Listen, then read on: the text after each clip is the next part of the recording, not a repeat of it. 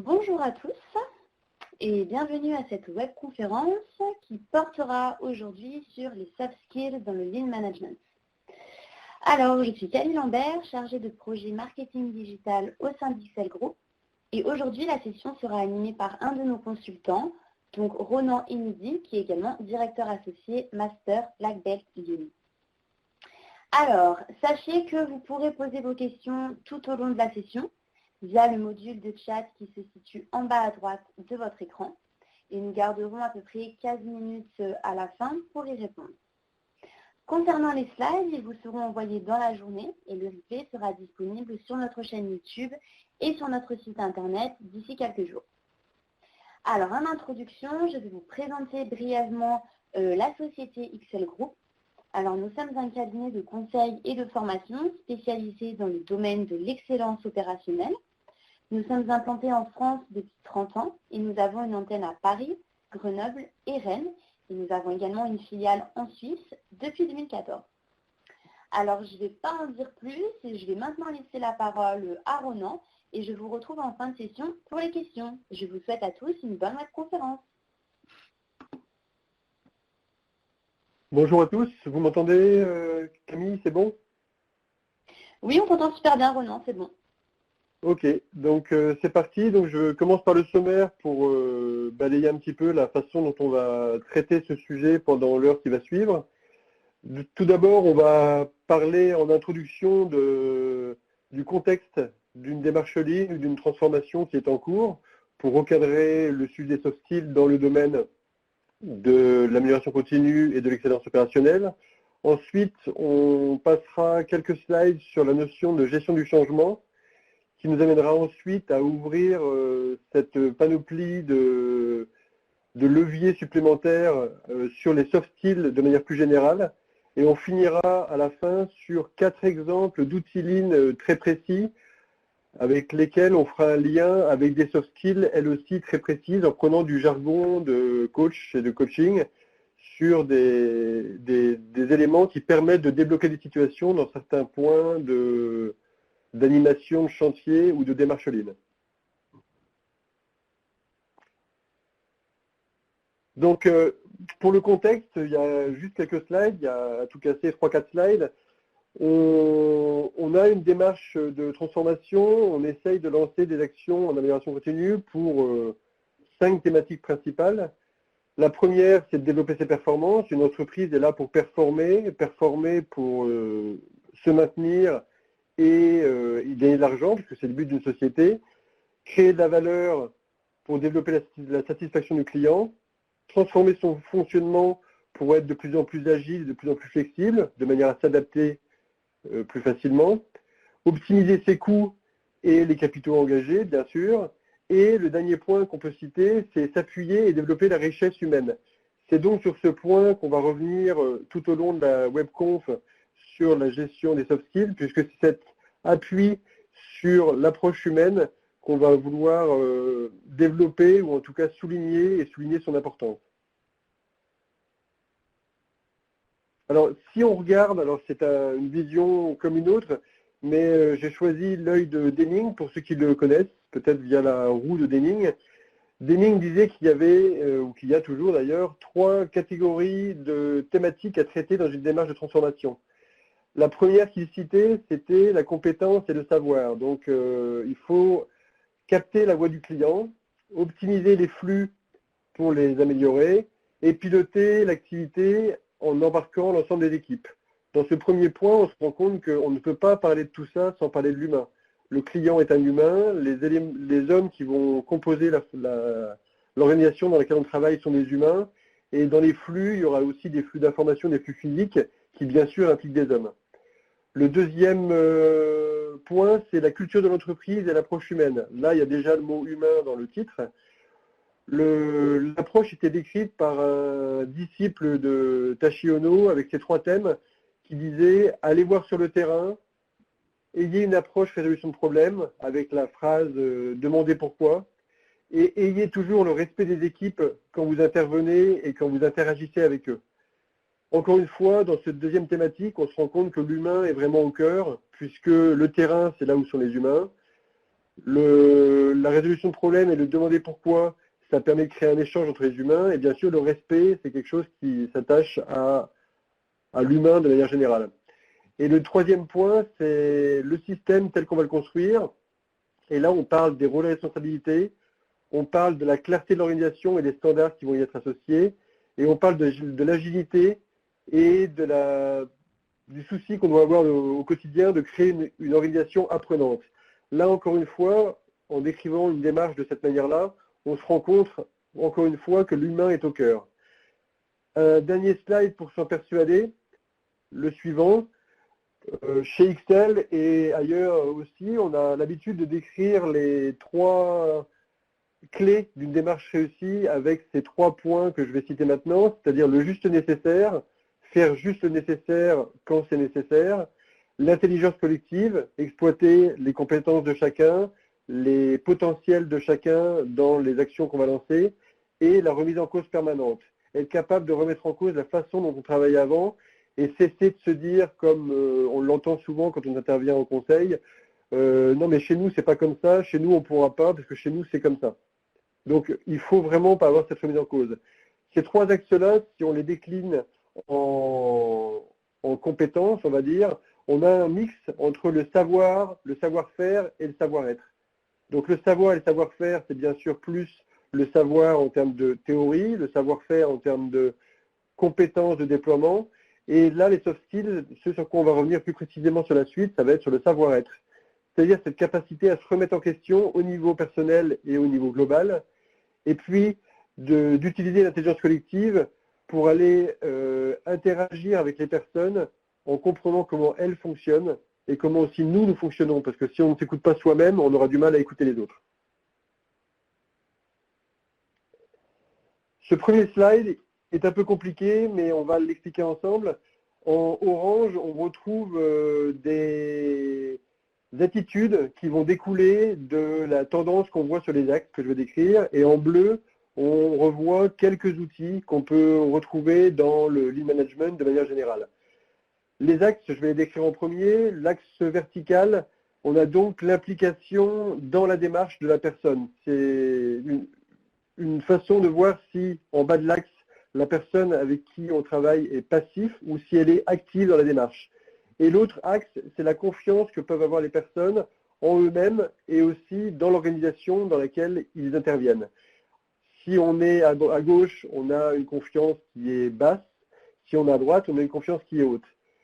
En termes de coaching, c'est un diagramme qui existe, qui n'est pas de moi.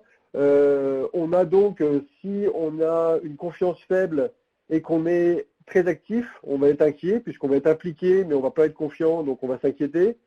Si on est confiant et qu'on est actif, on est en mode projet, on interagit, tout se passe bien avec les équipes. Si on est confiant et qu'on est un petit peu en mode passif, eh ben on tombe dans la routine. C'est ce qu'on appelle l'habitude, ce qui doit exister à des moments. Aucune habitude n'est mauvaise. Le tout, c'est de ne pas être que dans cette routine. Et le cadran le plus intéressant, c'est le cadran qui est en bas à gauche. Quand on est passif et qu'en plus on n'a plus confiance ni en soi ni dans l'organisation, on tombe dans la frustration, voire, pire que ça, une sorte de capitulation, puisqu'on se rend compte qu'on n'y croit pas, et en plus, on ne cherche pas à faire bouger des choses. Eh bien, ce qu'on se dit en complément de ça, avec les éléments qui sont en bleu autour, c'est qu'on doit passer bien sûr d'un cadran à l'autre en permanence, ça c'est une première chose, et qu'en complément, chaque outil va pouvoir nous aider suivant la tendance ou la phase dans laquelle on se trouve sur ces cadrans. Donc ces outils sont importants et on les cadre une première fois par rapport à des comportements humains. Et ce slide-là est là aussi pour nous faire dire que ces outils, c'est heureusement qu'ils sont là parce qu'ils structurent une démarche ligne, ils structurent la façon d'interagir avec les gens, la façon de conduire des réflexions, la façon de construire des résolutions de problèmes, des analyses ou des mises en place d'outils optimisés, mais en aucun cas les outils ne vont suffire à eux-mêmes. Et donc, on va plonger assez vite maintenant dans la suite de ce pour quoi on est réunis, c'est-à-dire les soft skills, puisque au-delà des outils, en prenant l'analogie avec le triangle du feu, pour avoir du feu, il faut un combustible, un comburant et de l'énergie. Pour avoir une transformation, il va falloir que les gens comprennent le changement et l'impact du changement, l'impact que ça va avoir sur eux-mêmes et sur l'organisation. Il va falloir qu'on accompagne et qu'on aille chercher l'énergie des hommes qui composent cette organisation, puisque l'énergie de chacun va être utile, que ce soit celle des gens du terrain, celle du management, celle des services support, celle de l'ensemble du personnel va être nécessaire. Et ensuite, il va falloir soigner et comprendre comment avoir un flux de communication qui soit sain et qui permette d'optimiser les échanges entre les personnes. Alors, quelques slides sur le changement. Ce premier slide fait référence à un livre que je vous invite à lire si vous avez l'occasion. Ça se lit très bien et c'est rapide. C'est My Iceberg is Melting, Panique sur la banquise en français. C'est un livre de Cotter qui décrit les 8 phases pour évoluer vers le changement. Le premier, créer un sens de l'urgence. Je vais dire que les titres, mais vous aurez la disponibilité de l'ensemble quand vous aurez les slides disponibles. Le deuxième, c'est de construire une équipe soudée. Le troisième, élaborer la vision du changement et la stratégie. Le quatrième, communiquer pour expliquer et faire adhérer. Le cinquième, mobiliser les troupes et agir. Le sixième, faire des victoires rapides, ce qu'on appelle les quick wins ou les short-term wins en anglais. Le septième, c'est ne pas laisser le doute s'installer, en écoutant les gens bien sûr. Et le huitième, c'est de créer une nouvelle culture, parce que c'est cette culture qui sera gage de la cale et du changement qui va être profond dans l'organisation. Ces 8 thèmes, pourquoi je les ai cités ici? Déjà parce que pour moi, je les relis souvent pour essayer de vérifier si j'en oublie pas un quand je suis en train de vivre un changement. Et en complément, pour souligner avec vous le fait que dans ces 8 thèmes, encore une fois, on ne peut pas écarter l'humain. Tout ce qui est cité ici va nécessiter et va impliquer d'aller chercher la compréhension de comment chaque personne va réagir, comment le groupe va réagir et comment nous allons réagir face au groupe en position de leader du changement. Le changement, du coup, c'est quoi? C'est une zone de confort de laquelle on doit sortir pour aller chercher du nouveau. Là-dedans, il y a 3 points de vigilance que j'ai voulu souligner pour passer sur cette définition du changement et de cette sortie de zone de confort.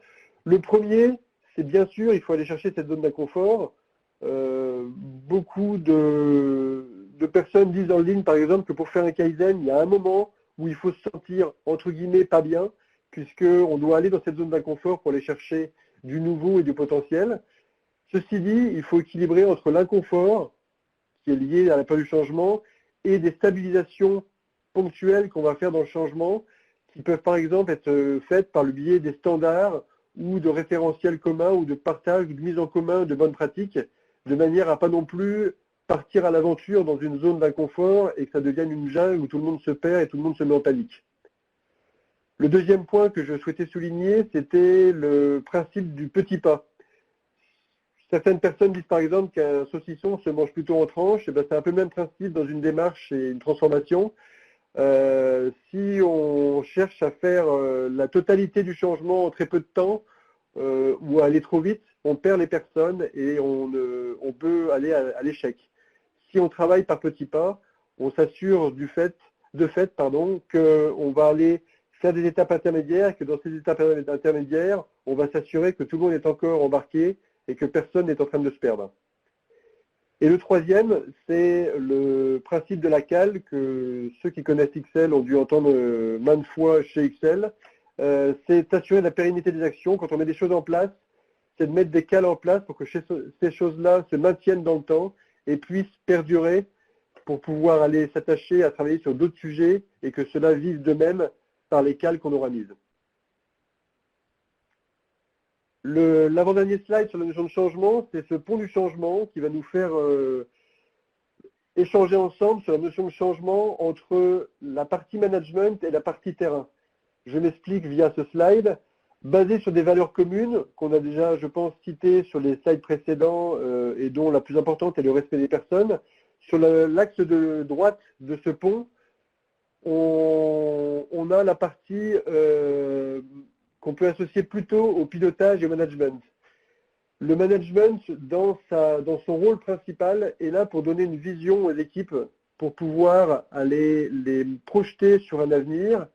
Et cette vision va donner une envie aux gens d'aller dans cette démarche et de s'engager. De leur côté, on va aller capter avec eux les solutions terrain qu'ils peuvent envisager pour contribuer à cette vision, ou en tout cas à ce point objectif qu'on s'est fixé. S'ils réalisent ces chantiers et qu'ils y arrivent avec les petits pas qu'on a cités juste avant, on va créer une confiance et cette confiance va créer une énergie. Eh bien, le mélange entre cette confiance qui apporte de l'énergie et cette vision qui crée une envie va nous amener cet engagement des équipes qu'on va pouvoir utiliser, exploiter, utiliser au sens propre du terme et pas utiliser les personnes et en abuser, loin de là, mais utiliser pour avoir un engagement commun et pouvoir créer une dynamique de groupe que moi j'appelle un rouleau compresseur, parce qu'une fois qu'elle est lancée, on est vraiment dans l'efficacité du groupe. Avant de conclure sur la gestion du changement, j'ai voulu faire un slide sur le digital, en citant d'ailleurs une phrase de Taishi Ohno qui disait que la mentalité industrielle, c'était de capter la sagesse des hommes et de la transférer aux machines qui sont le prolongement des pieds et des mains de ces hommes. Donc, c'est ce qui se passe en ce moment avec le digital. Et dans la phrase de Taishi Ohno et dans le schéma qu'on voit à droite, on se rend compte que ça soit dans l'attractivité externe, comment on va aller chercher les clients, que ça soit dans le pilotage, que ça soit dans la technologie, ou que ce soit dans la stratégie digitale et l'exploitation d'outils digitales de manière générale, on a toujours besoin dans tout ça d'interagir avec l'homme. Et je vais en profiter pour citer une phrase de Simon Sinek. J'aime beaucoup les petites phrases, donc je vais en citer quelques-unes pendant la webconf. Simon Sinek dit toujours que les clients sont des hommes, les employés sont des hommes. Donc si on ne s'occupe pas de l'homme dans une entreprise, on n'arrivera jamais à réussir ce qu'on a envie d'entreprendre avec cette entreprise, que ce soit dans le cadre d'un conseil, que ce soit dans le cadre du management de société ou dans le cadre du management d'un service quand on est manager de service. La conclusion, et elle va faire le switch sur quelque chose de beaucoup plus, je ne vais pas dire ésotérique, mais en tout cas moins concret que la démarche Lean proprement dite, c'est la définition du changement telle qu'elle est reprise dans un autre livre que je vais citer, qui a piqué mon fromage, que certains connaissent sans doute également. La phrase qui pourrait résumer la notion de changement, c'est de dire que la vie n'est qu'une succession de changements. Certains de ces changements vont être temporaires, et donc il faut les supporter entre guillemets parce qu'ils vont être temporaires et derrière on passera à autre chose. Et d'autres vont être irréversibles, et il faut qu'on s'approprie cette notion de changement et cette notion de temporalité et d'irréversibilité. Et dedans, dans ce livre résume les 4 attitudes possibles face au changement en des gens qui vont être réticents, des gens qui vont être fonceurs et archi-positifs, des gens qui vont être prudents et des gens qui vont être enthousiastes. Et dans tous les cas, lorsqu'il y aura changement, il faudra toujours se dire que ce changement, il est inévitable, donc autant s'y préparer plutôt que de se le cacher et de l'ignorer. Comme il est inévitable, il faut l'anticiper, et donc pour l'anticiper, il faut chercher à s'adapter rapidement. Et ensuite, il faut trouver du positif. Le changement, c'est quelque chose qui va arriver, qui va amener forcément aussi des contraintes momentanément, mais dans tous les cas, le changement, c'est l'occasion de s'offrir un nouveau départ et d'aller de l'avant et d'évoluer dans notre vie. Et une des phrases importantes dans ce livre qui est citée, que moi je me pose souvent en amont pour réfléchir à comment je vais réagir si quelque chose arrive, c'est qu'est-ce que je ferais si j'avais peur et qu'est-ce que je ferais si je n'avais pas peur. De manière à essayer de réfléchir à comment je réagirais et à appliquer ces règles au moment où je serai confronté au problème. Maintenant qu'on a fait cette présentation de ce qu'est une démarche d'amélioration continue, ce qu'est le changement de manière générale, on va plonger sur les soft skills. Les soft skills, je vais beaucoup les lier dans mon jargon par rapport au coaching. Coaching, c'est conduire ou plutôt accompagner quelqu'un de la situation où il se trouve à la situation qu'il souhaite atteindre. Ça, c'est une des définitions du coaching. Et si on fait le parallèle avec l'amélioration continue, avec le Lean, avec l'excellence opérationnelle, on a souvent cette notion d'amélioration continue où on est dans une situation lambda qu'on va analyser par exemple en diagnostic. On va essayer de se projeter sur une situation cible et on va analyser les étapes qu'il y a à mener pour atteindre et passer de cette situation existante à cette situation cible. Autre exemple qu'on a dans le Lean, lorsqu'on fait une VSM, on fait une VSM état actuel et ensuite on se projette sur une VSM cible. Voilà, tous ces exemples-là me font dire qu'il y a vraiment des liens entre le conseil et le coaching, et donc entre le conseil et les hard skills qui la composent, mais également le coaching et les soft skills qu'il y a dans le coaching et dans le conseil qu'on doit avoir pour réussir une démarche. Et donc c'est ces soft skills dont on va parler maintenant sur les slides suivants, de manière théorique en les citant et en les expliquant sur 3-4 slides, et ensuite en prenant 4 exemples concrets de chantiers ou d'activités Lean dans lesquels on va utiliser des leviers de soft skills.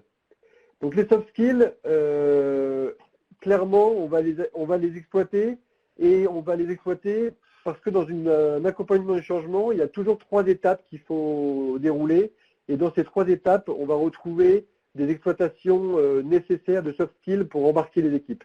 La première étape, ça va être la phase mécanique, où les équipes vont découvrir les outils, vont découvrir l'approche et vont devoir pas les maîtriser, mais en tout cas les découvrir et commencer à se mettre en perspective de les maîtriser. La deuxième, ça va être la phase de compréhension. La compréhension, ça va être je comprends pourquoi je fais ce que je suis en train de faire et je commence à m'approprier les outils. Et ensuite, enfin, en dernière phase, on va avoir une appropriation complète des outils où les équipes et les responsables vont s'approprier les outils et les adapter à leur milieu. Parce qu'une fois qu'on a un outil qui est en place, en général, on a envie de se l'approprier et on y met des adaptations qui sont plus spécifiques à notre contexte personnel. Donc, si on prend les définitions des soft skills, j'en ai pris 2 différentes. La première que j'ai prise, c'est celle de Forbes, qui décrit les soft skills au nombre de 15, que j'ai divisé en 2 sous-groupes.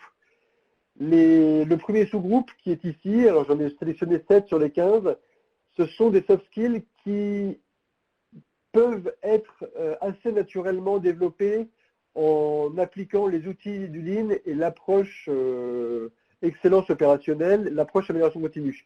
On retrouve dedans la résolution de problèmes, la gestion du temps, la créativité, l'esprit d'entreprendre, la motivation, le sens du collectif, la curiosité. Si j'en cite 2 ou 3 en argument, la créativité, bien sûr, peut se développer avec des techniques qu'on peut retrouver dans le Lean Management. La gestion du temps peut se matérialiser assez clairement dans la notion de Lean Management et donc la partie organisationnelle, comment je gère mon temps, comment je gère mes équipes. Et la partie sens du collectif, pour en citer une 3e, se retrouve dans l'intelligence collective, qui est un des 3 concepts qu'on avait cités au début de cette conférence. Si je passe maintenant sur les 8 autres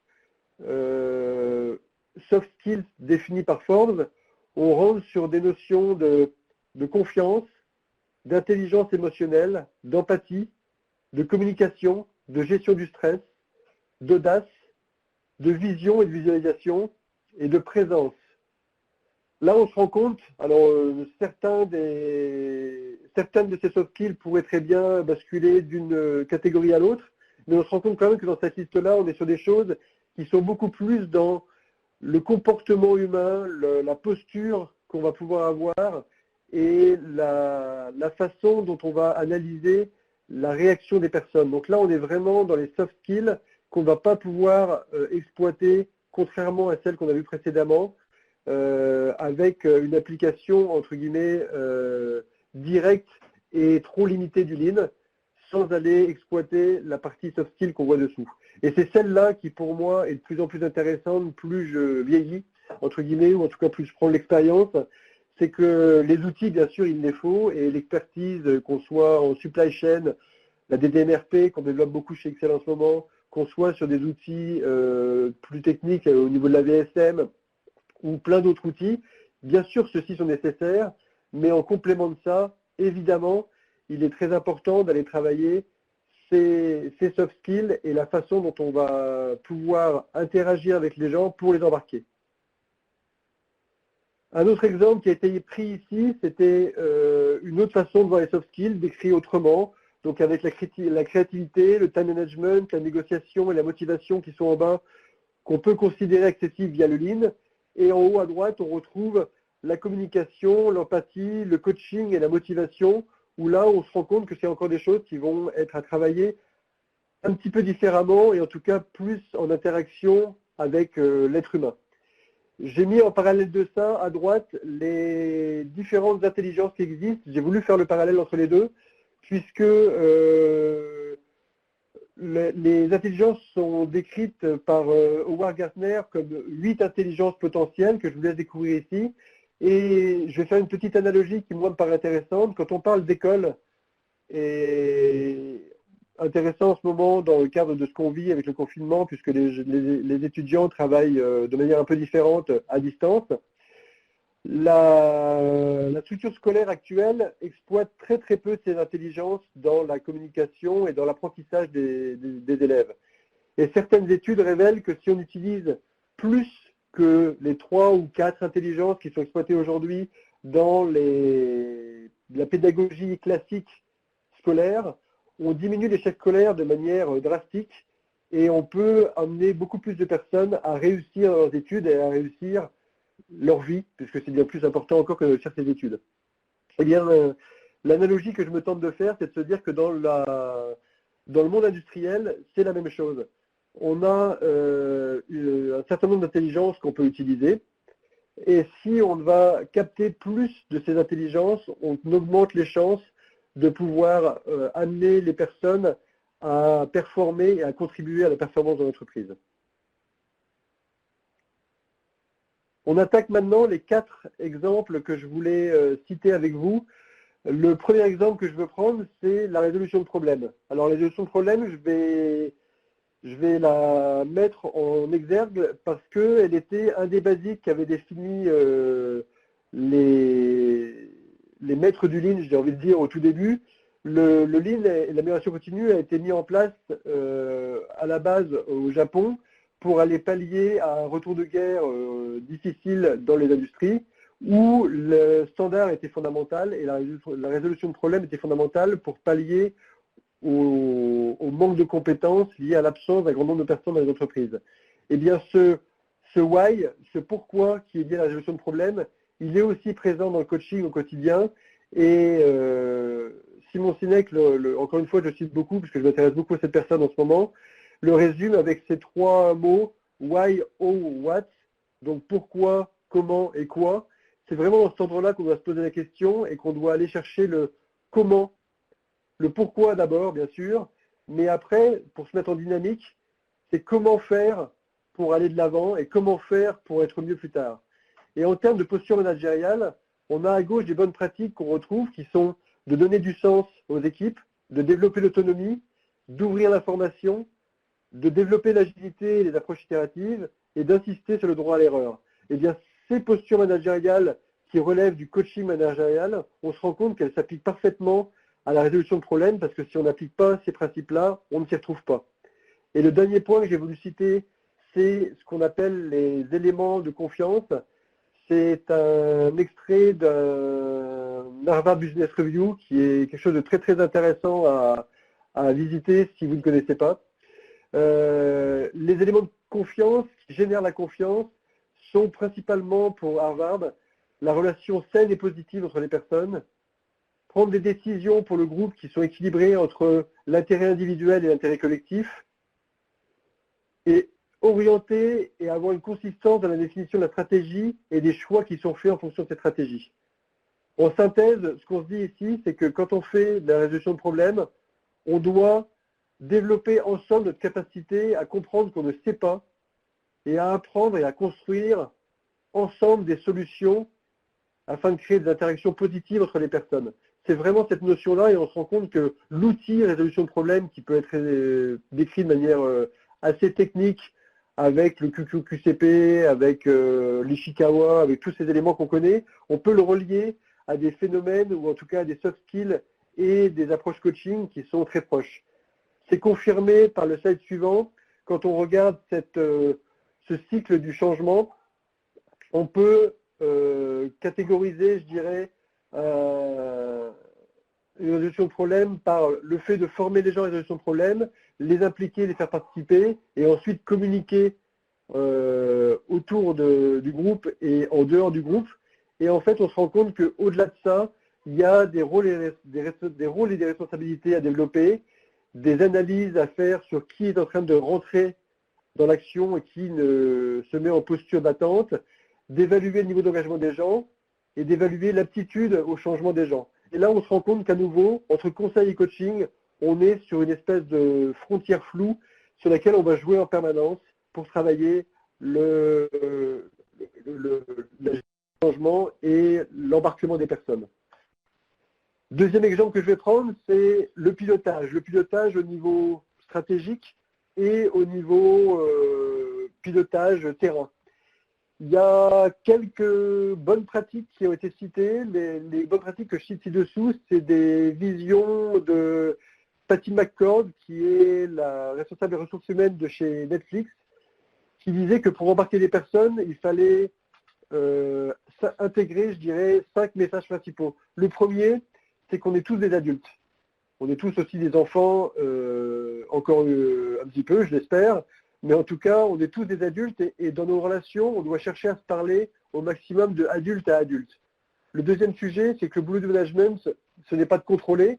Bien sûr, dans la délégation, il y a du contrôle, mais c'est aussi de construire une équipe et c'est surtout de construire une belle équipe. Le troisième sujet, c'est que c'est le sens qui est important pour les gens. Donc, on a besoin d'avoir un job qui a du sens et que les gens ne passent à l'action que s'ils ont compris le sens de ce qu'ils sont en train de faire. Le quatrième sujet, c'est que tout le monde doit comprendre le business. Donc dire à quelqu'un, fais ça, cherche pas à comprendre, je te dis que c'est la bonne solution, ça ne marchera jamais. Et le cinquième, c'est tout le monde a besoin et doit être à même de partager la vérité. C'est-à-dire que l'omerta qui dit que le management doit gérer et que les gens doivent appliquer, c'est une erreur. Il faut impliquer les gens et dans notre réflexion et dans les problématiques auxquelles on est confronté, de manière à maintenir un niveau de visibilité commun qui maintient une objectivité. Cette objectivité, je la développe sur le slide suivant et je l'illustre clairement au niveau du pilotage terrain.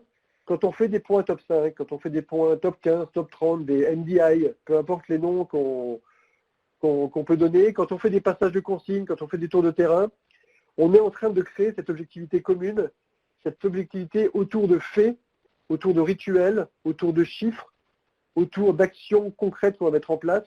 Et c'est ça qui va construire la dynamique du groupe. Et c'est la même chose au niveau du développement stratégique. Alors j'ai pris l'exemple ici de la matrice en X, sur lequel je ne vais pas revenir maintenant, mais peut-être que certains connaissent, mais qui consiste à lier les objectifs stratégiques de l'entreprise à des processus, à des activités de projet ou de chantier avec des objectifs et des mesures quantifiables pour contrôler l'impact de ce qu'on est en train de faire. Et bien pareil, avec cette technique-là et avec le déploiement stratégique, avec l'Oshinkanri par exemple, on va pouvoir aller mettre en lien la stratégie de l'entreprise et le plan d'action et donc lier les hommes du terrain avec les priorités stratégiques définies par le management. Le troisième exemple qu'on va prendre, je vais parler, alors là, les deux derniers exemples vont être un grand écart entre l'exemple que je vais prendre et le lien avec les soft skills, mais je me suis permis de grand écart parce qu'il me paraît très intéressant. L'exemple que je vais prendre, c'est le PIC PDP, donc plan industriel et commercial et plan de production. On peut appeler ça aussi le SNOP indirectement. C'est la façon dont on va appréhender la chaîne complète entre le besoin commercial, la planification et la réalisation terrain.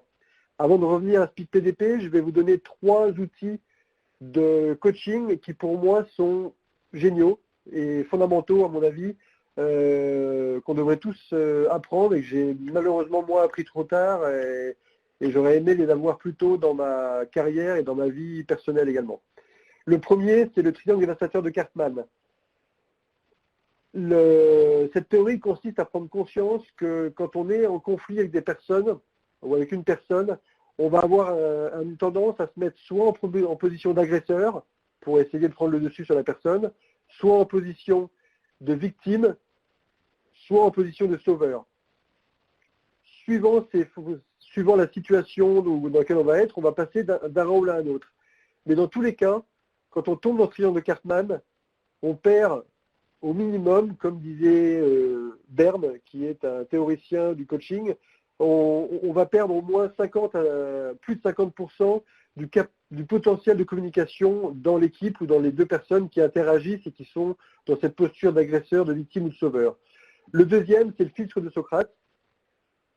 On s'intéresse aux informations uniquement si elles sont utiles, vraies et exploitables de façon positive pour l'organisation et ceux qui la composent.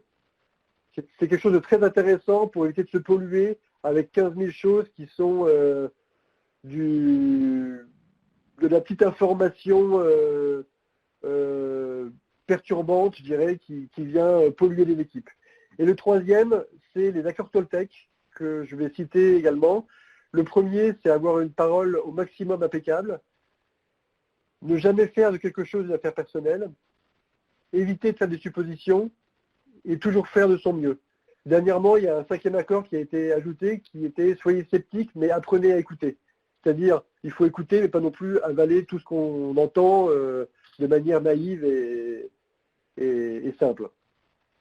Ces trois accords, je refais mon grand écart et je les associe au PIC PDP. Le PIC PDP, c'est donc ce que j'ai expliqué tout à l'heure, le lien qui va se créer entre les commerciaux, la planification, qui peut inclure la planification interne et la planification de la sous-traitance, et la partie aval exécutrice, qu'on va appeler la production, mais qui peut être la production en ligne manufacturing comme en ligne service. Eh bien, dans cette ligne-là, j'ai pu vivre dans plusieurs de mes expériences des démarches PIC PDP où la mécanique est construite. On a les bonnes informations, on a les bons plannings, on a le bon endorsement, on a les bonnes AIC mises en place sur le terrain, on a les bonnes entrées commerciales, on a un plan commercial qui a pas mal de prévisionnels, une bonne partie du prévisionnel est ferme. Tout est clair et ça devrait marcher. Et ça bloque. Et ça bloque, et ça bloque, et ça bloque, et on n'avance pas. Eh bien, à un moment, au-delà des outils et de la clarté dans la communication, il y a cet échange qu'il faut créer et cette surveillance à avoir dans quelle posture sont les gens des différents services pour amener les différents services à bosser ensemble et ne pas tomber dans ce triangle dévastateur de Cartman ou dans cette non-exploitation du filtre de Socrate ou dans ce non-respect des accords Toltec qui vont dégrader la communication et potentiellement annuler complètement la communication entre les différents services. Je prends le dernier exemple. Le dernier exemple, je pars peut-être encore plus loin, en tout cas pour moi, dans quelque chose qui me plaît beaucoup et qui me passionne. Je prends ici les leçons de coaching qui sont celles énumérées par Mike Horn, que certains connaissent peut-être. Mike Horn est un aventurier qui a bien bourlingué et fait des choses complètement incroyables, mais qui au-delà de ça, accompagne maintenant les gens, et je vous rappelle la notion de coaching qui est d'accompagner les personnes d'un point où elles sont à un point où elles souhaitent aller. Eh bien, il a créé ces 7 règles de coaching qui sont à la base du coaching pour lui, pour emmener les gens dans une aventure. Ces règles, si on les lit, c'est le coach doit nous aider à voir les choses différemment pour permettre de nous réaliser. Le coach doit lancer le projet et embarquer les équipes. On doit regarder les choses de façon positive. On doit séquencer dans le temps pour cadencer les efforts. La notion de petits pas qu'on a vu tout à l'heure. On doit valoriser les efforts et les progrès pour amener de l'énergie. On doit être exemplaire et cette exemplarité est un prérequis pour animer une équipe et coacher, manager une équipe. Et ensuite, pour faire grandir les personnes, on va devoir s'adapter au niveau d'autonomie de l'interlocuteur si on est deux et des interlocuteurs si on est plusieurs. Donc c'est vraiment une écoute et une boucle récurrente d'adaptation aux différentes personnes. Eh bien, si on prend cet exemple de Mike Horn qui part très loin par rapport à l'industrie, on se rend compte qu'on est vraiment dans des choses qui, si on les applique au monde industriel, nous permettent de performer dans nos démarches d'amélioration continue, de performer dans nos chantiers et de performer dans nos projets. Et c'est quelque chose qui est fondamental et qui, encore une fois, si on le lit tel que je l'ai lu ici, Michael, lui, l'industrie de l'amélioration continue, c'est pas ça qui l'intéresse. Pour autant, ce qu'il cite là, ça s'applique complètement. Donc il y a vraiment un lien entre les soft skills et ce qu'on peut énumérer au terme de l'industrie et de l'amélioration continue et de l'excellence opérationnelle. Je finis sur un avant-dernier slide qui est un des sujets dont Mike Horn parle aussi également en termes de coaching, qui s'appelle le feedback sandwich. On ne dit jamais à quelqu'un brutalement que quelque chose ne va pas ou qu'il y a un axe d'amélioration.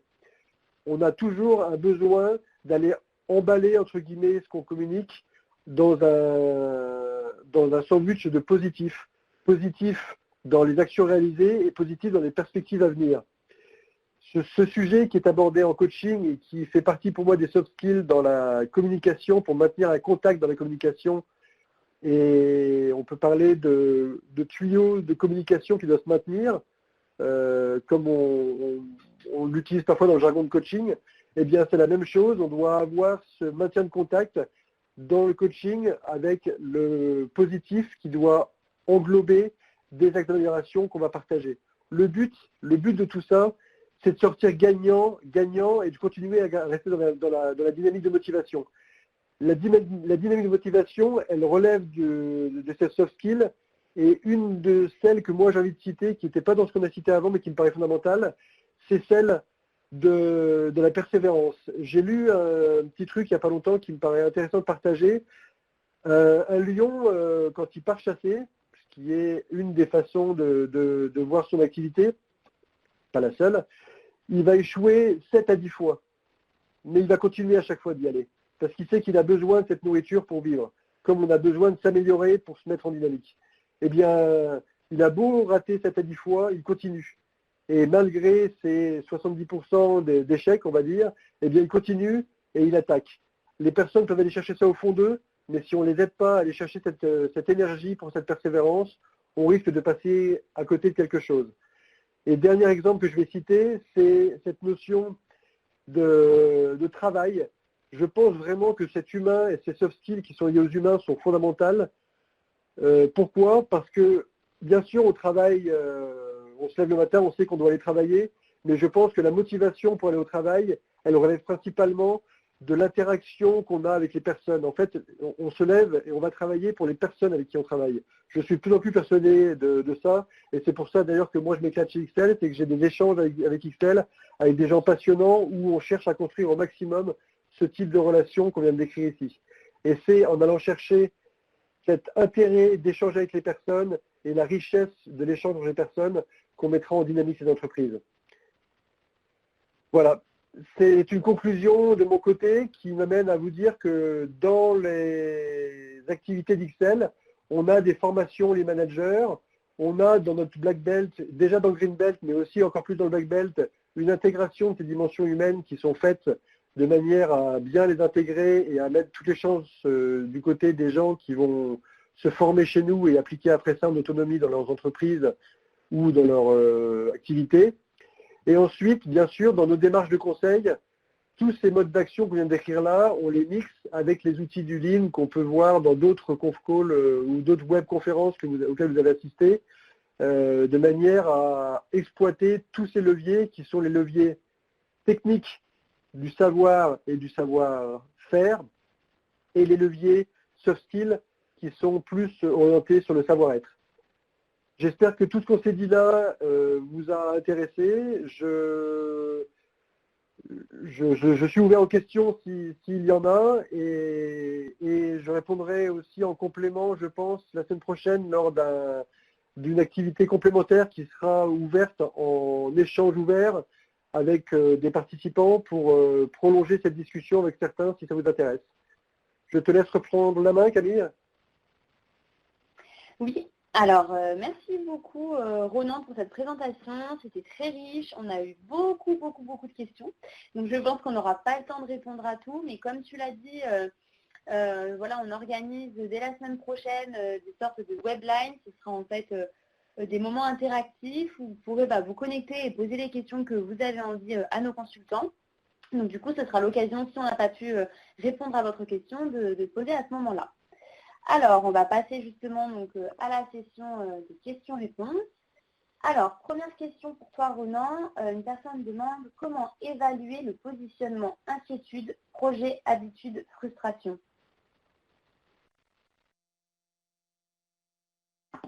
Alors, le positionnement, nous, tel qu'on le fait, enfin, en tout cas tel qu'il est pratiqué, c'est par échange avec les personnes, par des interviews qu'on va aller capter les tendances des personnes et de ces tendances, on va décrire la tendance globale du groupe et donc la tendance globale du groupe va nous amener dans l'un ou l'autre des cadrans et nous amener à définir dans quelle situation de tendance la société se trouve. Parce que heureusement, dans une société, on n'est pas monocadrant, donc il y aura toujours un mix, mais cette tendance va être captée via les échanges avec les personnes, en allant capter dans ces personnes leurs ressentis et leurs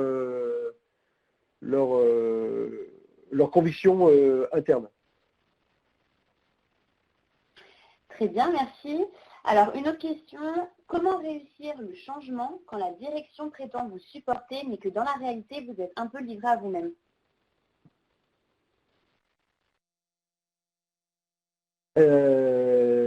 Bonne question. Enfin, bonne question parce que malheureusement, existante dans certaines sociétés, et c'est une vérité.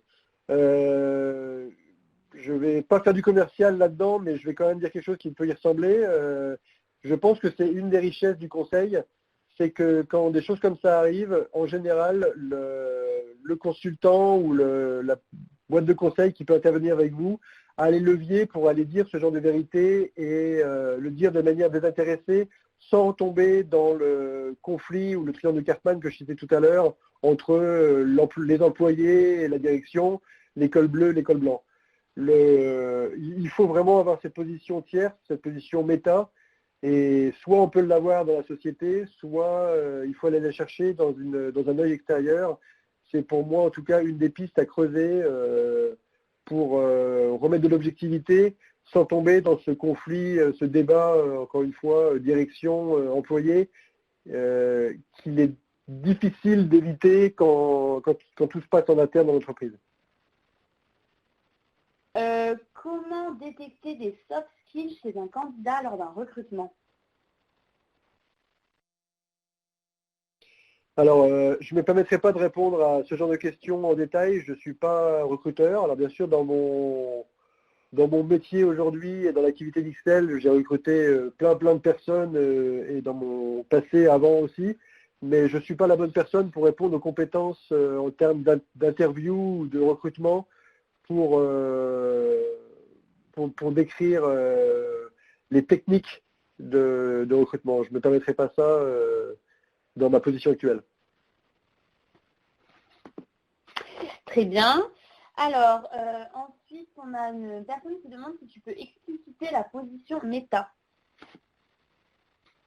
Alors, la position méta, excusez-moi, c'est du jargonnage, mais la position méta, c'est vraiment se mettre en observateur de l'ensemble de la situation. C'est juste une prise de niveau, ce qui est de chercher à regarder la solution dans sa globalité. Donc, c'est juste le côté global d'une observation. Très bien. Après, il y a une personne qui demande, l'adaptabilité n'est-elle pas une soft skill? Alors, si, clairement. Alors, dans les définitions que j'ai prises de Forbes ou la deuxième partie, il n'y avait pas ce vocabulaire en tout cas. On peut aller sur la toile, sur le net, sur la littérature, chercher d'autres définitions de soft skills dans lesquelles on trouve l'adaptabilité. il y a quelque chose qui est assez intéressant à creuser, par exemple, qui est l'agile profil qu'on travaille en coaching, qui a été développé à l'école de management de Grenoble, où on retrouve cette notion d'adaptabilité qui est une des compétences pour être agile, et donc ça rentre complètement les soft skills. Pour moi, effectivement, si, je suis tout à fait d'accord. Alors, merci. Une personne demande, le coaching peut-il être efficace si le point où on doit arriver n'est pas un souhait de la personne, mais un souhait des autres organisations, responsables d'équipe, etc. Alors, c'est sans doute un coach, en tout cas quelqu'un qui a des appétences au coaching, qui a posé cette question. On a l'habitude de dire en général qu'on ne donne pas à boire à un âne qui n'a pas soif. Sans prendre la personne pour un âne, bien sûr, c'est loin de là l'idée de l'image, mais effectivement, si on ne donne pas du sens à l'échelle de la personne dans ce qu'on veut entreprendre, la personne, on ne l'embarquera pas ni de force, ni autrement, donc c'est vain. C'est pour ça qu'il faut aller équilibrer entre intérêt du groupe et intérêt personnel, et la personne doit y trouver son intérêt. Et c'est aussi pour ça que dans les chantiers, on doit avoir des choses qui parfois paraissent pas très intéressantes ou pas très impactantes pour l'organisation globale, mais si la personne du terrain, elle, ça l'impacte à son quotidien, ça va l'embarquer, et si ça l'embarque, ça va l'embarquer bien plus loin que pour son intérêt personnel. Donc effectivement, il faut aller embarquer les gens, et si on n'a pas ce sens, c'est peine perdue. Très bien. Alors après, j'ai une remarque suivie d'une question. Alors une personne dit que souvent, les jeux psychologiques, donc rôle dans le triangle, sont inconscients. Il faut aider les personnes à les détecter pour réagir. Est-ce que managers et collaborateurs sont-ils outillés et à même de le faire dans leur contexte parfois très opérationnel et chargé?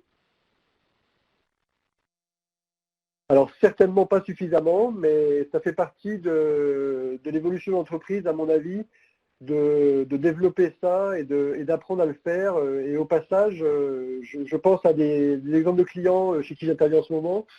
J'ai dernièrement fait un chantier chez un client que je ne citerai pas, où la personne qui a amené cette construction ou cette communication constructive dans les personnes n'était pas du tout le manager, qui lui était plutôt tendu et dans le triangle. C'est une personne de l'équipe qui l'a construit. Donc après, qu'on aille le développer, bien sûr les managers doivent le développer parce que ça fait partie de leur rôle, mais si on ne trouve pas dans les managers, on peut aller le chercher dans les équipes, parce que dans les équipes, il y a des gens d'une richesse incroyable qui peuvent aussi amener cet aspect-là, et dès qu'on plante quelques petites graines à droite à gauche, ça peut donner des jolis champs de fleurs. Donc chaque personne qui va développer ses compétences peut amener une cohérence de groupe et une prise en compte de ce levier dans le travail de groupe. Très bien. Alors ensuite, on a une personne qui a une question sur ta slide concernant les 3 phases. Alors la personne explique, le responsable n'est pas forcément celui qui passera le plus rapidement les étapes, car il peut avoir peur de perdre plus que les autres. Alors dans ce cas, comment embarquer l'équipe si le responsable est plus long à comprendre et à s'approprier le changement? Ben, dans le changement, il y a accompagnement, et l'accompagnement, il est global, y compris celui du responsable. Et donc, on doit l'aider on doit l'aider, ce responsable. Alors après, l'amélioration continue n'est pas une machine à détruire les personnes, et ne doit surtout pas être ça. Elle doit accompagner les personnes à pouvoir se développer. Et si une personne n'arrive vraiment pas à se développer dans ce système-là étant nécessaire pour se développer, pour développer l'entreprise, pour développer l'amélioration continue, pour développer l'agilité, pour développer tout ce qu'on a cité avant, il faudra se poser des questions avec ces personnes de comment les faire grandir et de comment les faire évoluer, au moins en partie, sur ces compétences-là. On ne peut pas imaginer qu'une personne va être manager et ne va pas pouvoir intégrer un minimum de ses compétences. C'est dur à entendre, mais c'est des questions à se poser en termes de construction des équipes à des moments quand on évolue dans la construction d'organisation. Très bien, merci. Alors ensuite, on a une personne qui fait une remarque et qui demande si tu es plutôt d'accord avec elle. Donc la partie la plus difficile du coaching est sans doute celle du tout début où le quelqu'un ne souhaite pas encore spontanément atteindre la situation finale. Est-ce que tu es d'accord? Dans tout ce qu'on fait, ce qui est le plus dur, c'est le début, je pense. Enfin, je fais l'analogie au projet où un projet se réussit au début si on le prépare bien. Effectivement, tant qu'on n'est pas tombé dans la phase où l'énergie vient des différents acteurs, y compris de la personne qu'on sollicite ou des personnes qu'on sollicite en face, on est en train de donner de l'énergie et on n'en récupère pas. Donc on est entre guillemets en train de se mettre en danger. Donc cette phase-là est critique parce que tant qu'on n'est pas tant qu'on n'a pas embarqué les équipes, l'énergie elle part dans un sens et on est en train de se vider. Si les gens sont embarqués, après on peut construire ensemble et on partage l'énergie et même le coach ou le manager peut profiter de l'énergie de ses équipes. Au tout début, c'est pas le cas et effectivement c'est compliqué. Pour reprendre la phrase que j'ai dit tout à l'heure, tant que la personne n'a pas compris l'intérêt qu'elle avait de s'appliquer, avec mon image de l'âne qui ne boira pas s'il n'a pas soif, eh ben, c'est très très dur et c'est la phase la plus critique. Mais comme un lion, j'ai dit tout à l'heure, comme un lion, si on se rate, on recommence. J'ai fait un chantier dernièrement où on pensait avoir réussi. Je suis revenu quelques semaines après pour revenir et pourtant j'avais fait du suivi entre-temps. Je pensais que ça marchait, ça n'avait pas pris. Et ben on va y retourner, on va travailler le sujet, on va expliquer aux gens le sens de ce qu'on est en train de faire, l'intérêt qu'ils doivent y voir personnellement et pour l'entreprise. Et on va y retourner, on va y arriver. Très bien, merci. Et du coup, on va faire une dernière question parce que je vois qu'on est c'est bientôt midi. Alors, dernière petite question. La vision, on l'a créée et on la transmet, c'est actif. Pour la confiance, on ne peut pas la créer. C'est la conséquence d'autre chose. Comment faites-vous? La vision, alors que si je réponds à côté, tu me diras, mais clairement, la vision, elle vient de l'extérieur, la confiance, elle vient de l'intérieur.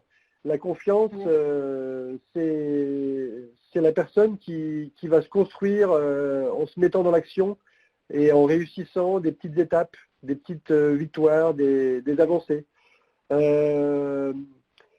Pour avoir plus de confiance, alors pareil, je vais vous donner un exemple qui me plaît en ce moment, et là je vais citer Edgar Gros-Piron, je ne sais pas si vous connaissez, mais c'est un ancien skieur. Pour développer la confiance, il faut réduire son angoisse. Et pour réduire son angoisse, il faut avoir un sentiment qu'on est en train de progresser. Et donc je répondrai à la question en disant ça, c'est que le progrès, en fait, ça nourrit la confiance, et l'inaction, elle, eh bien, elle nourrit l'angoisse. Alors faites votre choix, quoi. Soit les gens soit on reste inactif et on va gérer notre angoisse. Et ce que je dis là est tout à fait contextuel par rapport à ce qu'on vit tous en ce moment. Et si on se met dans l'action, on va progresser et on va nourrir notre confiance. Donc il faut se mettre dans l'action pour prendre de la confiance. Très bien. Eh ben, écoute, merci beaucoup Ronan pour cette intervention. Merci beaucoup pour toutes tes réponses parce qu'au final, tu as répondu à un grand nombre de questions. Donc, c'est vraiment super. Je te laisse conclure. Je dis juste de mon côté que je ne me pose pas en donneur de leçons en ayant écrit tout ça parce que je travaille au quotidien tous ces sujets-là pour essayer de m'améliorer parce que c'est le chemin d'une vie à mon avis. Hein. Donc, surtout pas de leçons données par cette webconf, mais simplement un partage de ce que j'essaye et ce que je pense avoir un peu compris dans mon parcours personnel et que je souhaitais partager avec les gens en toute humilité. Et encore une fois, merci à tout le monde. Eh ben, merci beaucoup Ronan pour ce petit mot de la fin. Merci à tous du coup pour votre attention. Et du coup, donc voilà, je vais juste vous communiquer les prochaines dates des prochaines webconférences. Avec le 17 avril, on aura une webconférence sur une formation flash à la résolution de problèmes. Le 22 mai, on aura une webconférence sur la théorie des contraintes et finances. Et le 19 juin, une webconférence TWI et standard. Voilà, écoutez, je ne vais pas en dire plus. Je vous dis merci à tous pour cette webconférence. Merci à tous pour votre attention. Merci Ronan pour cette animation. Et surtout, voilà, n'hésitez pas à nous contacter pour toute question, que ce soit par téléphone ou via les réseaux sociaux. Et sachez que vous recevrez les slides aujourd'hui par mail et je vous enverrai aussi également donc, le lien pour nos weblines de la semaine prochaine puisque certains m'ont demandé les liens. Donc je vous le transmettrai dans le mail. Voilà, merci à tous et bon appétit. Au plaisir. Au revoir.